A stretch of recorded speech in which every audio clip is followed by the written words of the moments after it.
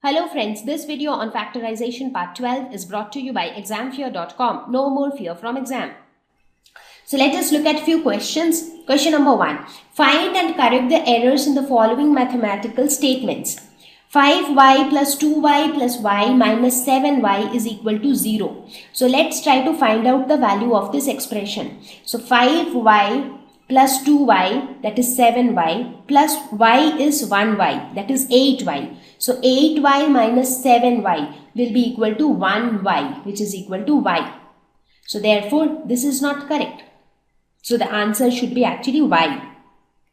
Let's look at the second one. X plus 2x plus 3x is equal to 5x. So you see here also the coefficient of x has been missed out. So x has a coefficient of 1. So the sum is not equal to 5x. Instead the sum is equal to 6x. So 3 plus 2 plus 1.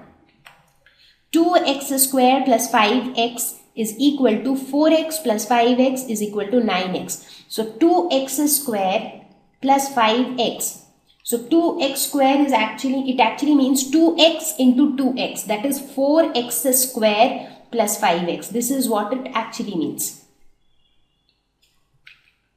3x plus 2 whole square is equal to 3x square plus 6x plus 4. So let us try to do this. This is in the form of a plus b whole square. So a plus b whole square is a square plus 2 into a into b plus b square.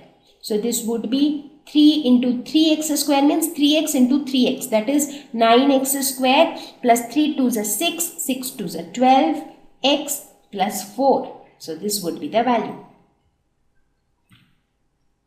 Question number 2. Substituting x is equal to minus 3 in x square plus 5x gives this. So we have to find out errors in this also. So the given expression is x square plus 5x. Let's put x is equal to minus 3 in this expression. So this becomes minus 3 whole square plus 5 into minus 3. So minus 3 whole square is minus 3 into minus 3, which is plus 9, and 5 into minus 3 would be minus 15. So 9 minus 15 would be equal to minus 6. So this is the correct answer.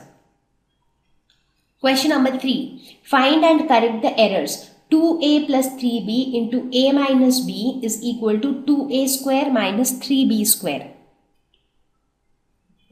So here we are given 2a plus 3b into a minus b. So how can we write this? By distributive property, we can write this like this: 2a into a minus b plus 3b into a minus b. Like we know that a into b plus a into c is equal to a into b plus c. So that is by distributive property. So making use of distributive property, we can write it like this. So what would be this? This is 2a into a, that is 2a square, minus 2a into b, that is minus 2ab. Again 3b into a, that is 3ab. Again 3b into minus b, that is 3b square. So this is equal to 2a square plus 3ab minus 2ab will be plus 1ab or plus ab minus 3b square. So this is the correct answer. Question number 4. Find and correct the errors. 3x square divided by 3x square. What would be the value? Let's factorize both numerator and denominator. So numerator would be 3 into x, denominator would also be 3 into x. So 3 will cancel, x will cancel, x will cancel. So the answer would be 1 and not 0. Question number 5. Find and correct the errors. 3 divided by 4x plus 3.